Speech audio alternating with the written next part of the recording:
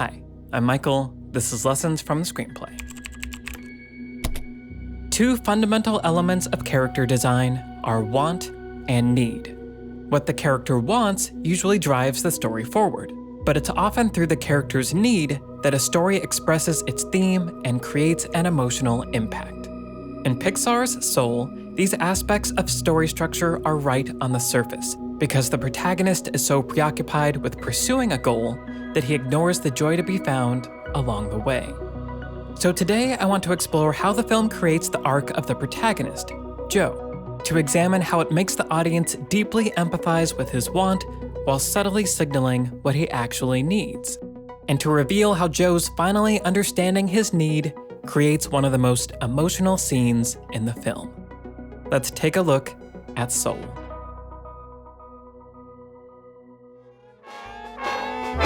One, two, three, four, stay on the beat. As the film begins, the thing Joe wants is quickly made clear. We see Joe's struggles as a middle school band teacher, as well as his talent and passion for music.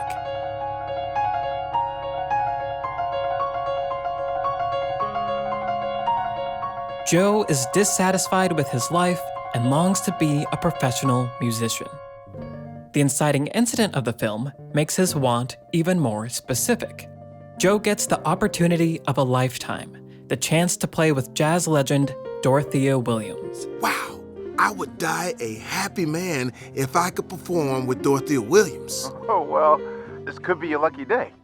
He nails the audition and is set to play the gig of his life. But then, something quite frustrating happens. He dies. This crystallizes his want. No, listen, I have a gig tonight. I can't die now. Joe wants to escape death, return to his body, and play the gig that will change his life. I'm not dying today, not when my life just started. But in order for the audience to identify with Joe, we have to want him to get what he wants. The film uses a few techniques to show us how happy music makes Joe. When he plays and goes into the zone, beautiful visuals and sound design convey how he feels. The characters around Joe are also impressed by his musical ability, Joe Gardner, where have you been? clearly communicating that he's talented. And once Joe is in The Great Before, we get a glimpse of how much rejection he has faced in pursuit of his dream. Sorry, Joe. Sorry, Joe. We're looking for something different. But what makes Soul special is that Joe's want is something that is culturally accepted as being worthy of pursuit. Our culture tends to assign value based on achievement, and most of us have probably thought at some point, if I could just accomplish this one thing, then I would be happy. So the film not only uses tried and true filmmaking techniques to help us identify with Joe, but also gives him a culturally encouraged want, something we might by default assume is indeed a good and worthwhile thing to pursue. And this brilliant choice ultimately makes the film's themes even more powerful, once Joe realizes his need. There's a great summary of the relationship between need and want in K.M. Weiland's book, Creating Character Arcs. Your character will spend most of the story pursuing an outer, plot-related goal related to the thing he wants. But what the story is really about, on a deeper level, is his growth into a place where he, first subconsciously, then consciously, recognizes and pursues his inner goal, the thing he needs. So how does Joe come to recognize and pursue the thing he needs? This is where Joe's antagonist, or opponent if you want to use a softer word, 22, comes in. I'm gonna make you wish you never died. As a soul who has never been to Earth nor ever been in a body, I'm in a body? Why are you in my body? the experience of living is entirely new to 22. Don't worry, it's okay, just keep walking. At first, being stuck in Joe's body is overwhelming. But around the midpoint of the story, 22 starts getting into this whole living thing. Meanwhile, Joe, who is stuck in the body of a cat, watches as 22's complete lack of interest in jazz creates new opportunities for human connection. It is nice to finally talk to you about something other than jazz, Joe. Huh, how come we never talked about your life before? You never asked, but I'm glad you did this time. 22 delights in living life moment by moment, appreciating the things Joe overlooks as he continues to pursue the thing he wants. This hints at Joe's need to realize that attaching his purpose in life to accomplishing a singular goal prevents him from actually living.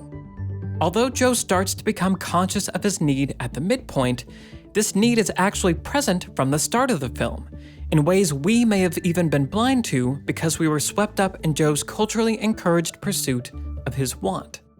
In that same first scene where Joe struggles as a teacher, we also see that he experiences joy watching just one of his students falling in love with music. In the second scene, Joe's mother points out all the things he doesn't seem to appreciate about teaching music. And Lord knows we need more teachers in this world. And just think, playing music will finally be your real career. And if we revisit Joe's lines when he's faced with the great beyond, we see that they reveal his subconscious awareness of his need. I'm not dying today, not when my life just started. Deep down, Joe knows that he hasn't really been living his life, but instead waiting for some magical future that will mark when his life really starts. Joe's need is present subconsciously from the start of the film, and while he begins to recognize it consciously at the midpoint, how does he finally accept it? In the final stages of a positive change arc, the story must force the character to confront their need at the crisis. A protagonist can end a story having gotten what they want, what they need, or both, or neither. In most quote-unquote happy endings, the protagonist gets what they want and what they need.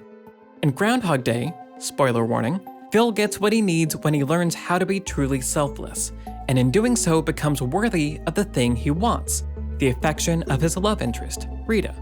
Check out our video on Groundhog Day. In more bittersweet endings, the protagonist sacrifices the thing they originally wanted for the thing they need. In Children of Men, spoiler warning, Theo just wants to make some money and maintain his apathy toward the future of humanity.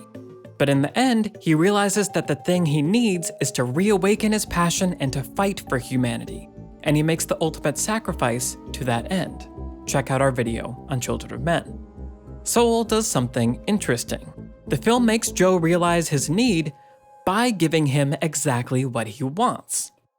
By the end of the second act, Joe is back in his body and manages to make it to his gig with Dorothea Williams, though it's clear he still hasn't embraced his need. Get ready, Joe Gardner. Your life is about to start. He plays the show and absolutely kills it, receiving a standing ovation. Welcome to the quartet, Teach.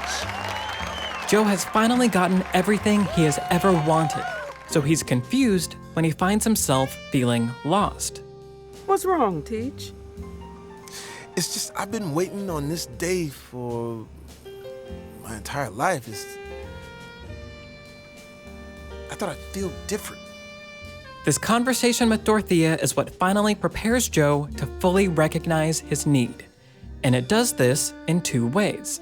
On the Spotify podcast Soul Stories, Soul's co-writer and director Pete Docter recounts a story told to him by Trent Reznor, who co-scored the film and is the driving creative force behind the band 9 Inch Nails. He said, I felt as a musician, boy, if I could someday just play a stadium show, that would mean that I've made it. He said somehow he felt like it would fix him, make everything make sense. And what happened was instead, he plays the show, it's great, and everybody has lives, and they went home. And he's left there going, wait, I thought that was supposed to be the thing that put it all in place, and it didn't. And it was because of that story of like waiting backstage for people that we put in, remember, Camp, we put in that thing with the subway. The thing with the subway is a reference to earlier in the film, when Joe associates riding the subway with monotony and dissatisfaction in life, and he imagines a future when he won't have to be concerned with such things. Every day, the same thing, day in and day out. But once I get on the stage tonight, all my troubles are going to be fixed. You're going to see a brand new Joe Gardner. But after playing the gig of his life, he realizes that even his dream job is still a job. So, what happens next? We come back tomorrow night and do it all again. Immediately after this interaction, we see Joe ending his day by riding the subway home, just like everyone else. The second way the conversation with Dorothea prepares Joe to recognize his need is through the story she tells him, which succinctly summarizes the problem with Joe's want. I heard this story about a fish. He swims up to this older fish and says, "I'm trying to find this thing they call the ocean." "The ocean," says the older fish, "that's what you're in right now." "This," says the young fish, "this is water. What I want is the ocean." See you tomorrow. After getting what he wants and hearing this story, Joe now understands the theme at the heart of the film. Attaching your purpose in life to a goal will not bring you permanent happiness even if you achieve it. And in the meantime, you'll miss out on all the life happening around you. Armed with this knowledge, Joe returns home, remembers the joy 22 found in all the little things in life, and finally gets what he needs. So, what do you think you'll do? How are you going to spend your life? I'm not sure. But I do know I'm gonna live every minute of it. Soul clearly demonstrates the importance of a character's want and a character's need. By making the thing Joe wants something that our culture often encourages us to want as well, the movie teaches a valuable life lesson that we unfortunately hear very rarely.